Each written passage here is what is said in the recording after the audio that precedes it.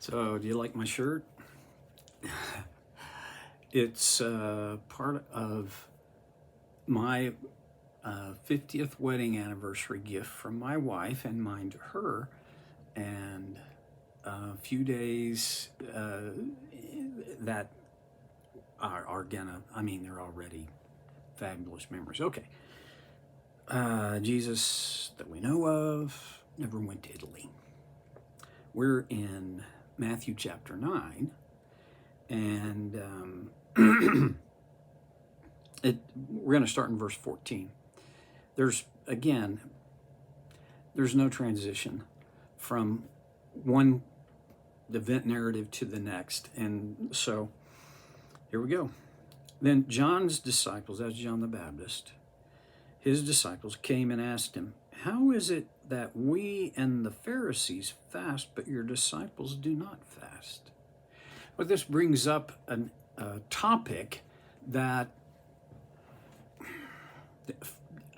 for Protestants, I think for most Christians today, we don't really do much with.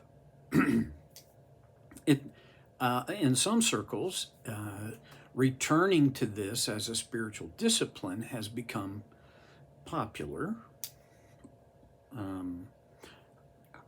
And this is certainly not everybody, but there are some who use fasting as a measure of your depth of spirituality. I think there's a big danger in that, and you don't have to look very far to figure that out. Fasting is a legitimate spiritual discipline. And Jesus doesn't,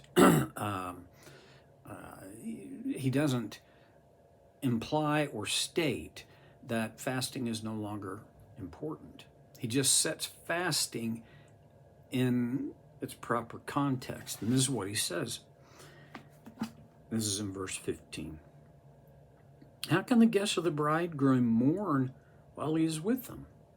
The time will come when the bridegroom will be taken from them, then they will fast."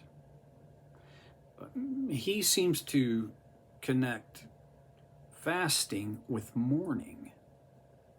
And this is not something I hear promoted among evangelical teachers. But think about this. If you've lost someone or something dear to you, it takes your appetite clear away.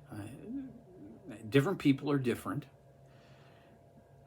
but grief has a way of involving more than just your heart and mind. It also involves your digestive system and your tastes. I think what Jesus is saying is, let me rephrase that.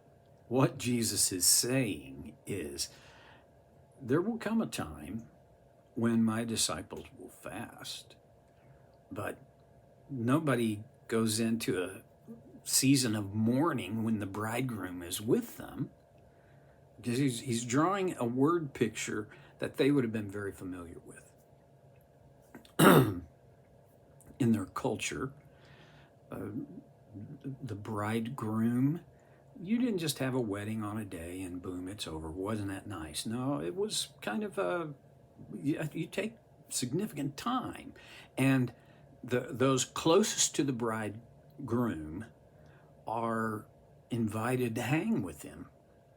And so that's the picture Jesus is pointing at. He says, as long as the bridegroom is here, why would you go into some measure of mourning and fasting? You wouldn't.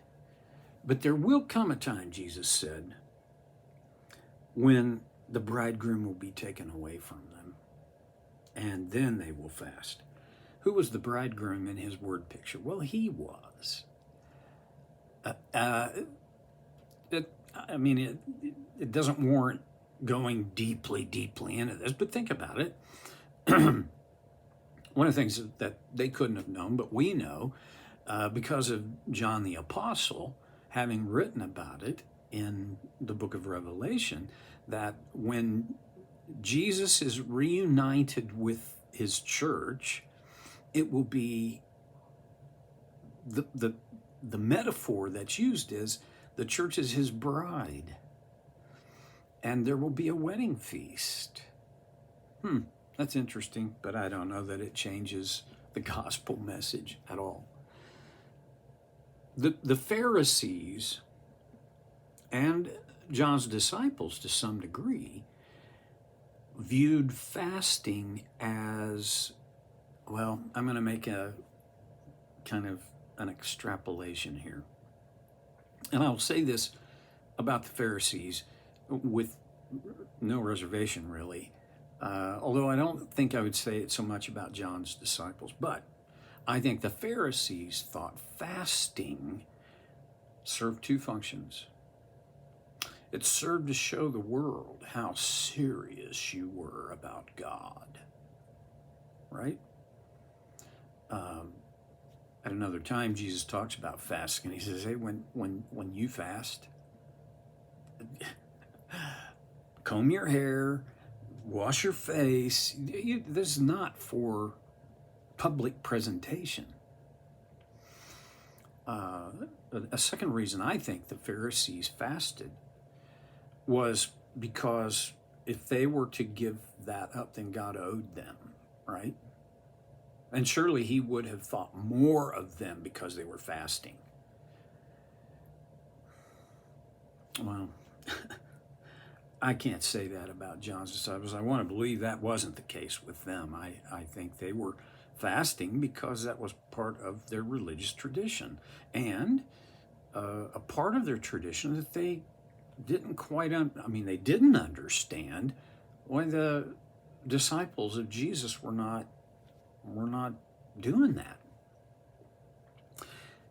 And once Jesus gives the bridegroom analogy, without transition, he goes in verse 16, no one sews a patch of unshrunk cloth on an old garment, for the patch will pull away from the garment, making the tear worse.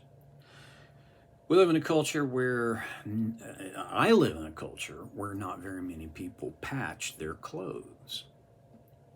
If a garment, depending on where the tear or problem is on the garment, if it's on the knees, it seems like you could, now, I'm an old guy.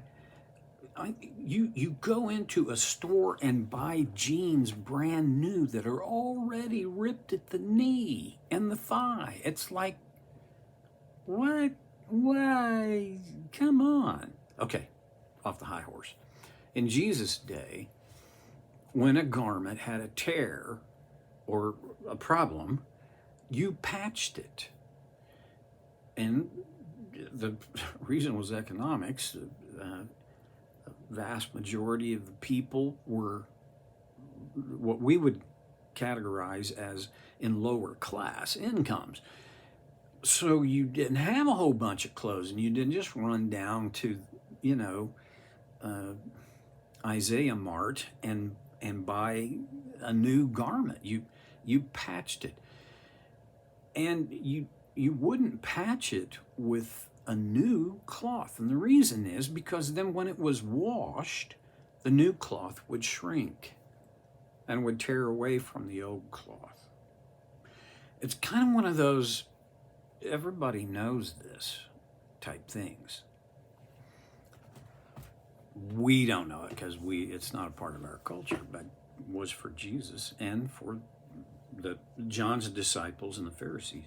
And then he goes on in verse 17, neither do men pour new wine into old wineskins. I don't know about you, but when I buy wine, it comes in a bottle. There were no bottles in Jesus' day, and wine came in skins that had been sewn together very tightly, and then the wine is poured in, and new wine will expand. And it pretty much seals itself into that. So Jesus says you don't pour new wine into old wineskins, and here's why. If you do, the skins will burst and the wine will run out, and the wineskins will be ruined. Now, that's a big double loss. You didn't just lose the wine, you lost the wineskin also. And oh, by the way, you didn't want to do that. No, he goes on, they pour new wine into new wineskins, and both are preserved. So what we're talking about, patching a garment and storing wine. What in the world does that have to do with fasting? Or does it have anything to do with fasting at all? I think it does, and here's why I think that. I think the concept of fasting, there were certain fasts that were required in the Jewish law. But by the time Jesus came, the rabbis and Pharisees had added to that, and so that, I mean, at one point Jesus is rebuking and responding to the Pharisees and their, what I call, fake spirituality. And he says, you tithe on all your garden vegetables, right down to the mint, and you fast twice a week. But that's not going to get you to heaven. I wonder if Jesus is saying, we're talking about a new deal here, not the old thing, not even dressed up in new clothes. Because if you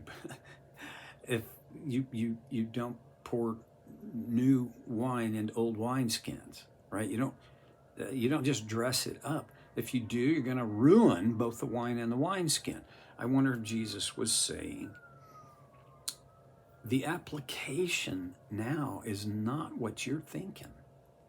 This whole thing about fasting is not about getting more brownie points from God. It's not about what you have originally interpreted it to mean. Well, I think the application even goes broader than that. Because when you look at the whole gospel story, and you look at it from the four angles that we've been given, Matthew, Mark, Luke, and John, it becomes clear that what Jesus was doing and teaching was a departure from what had, up to that point, always been taught.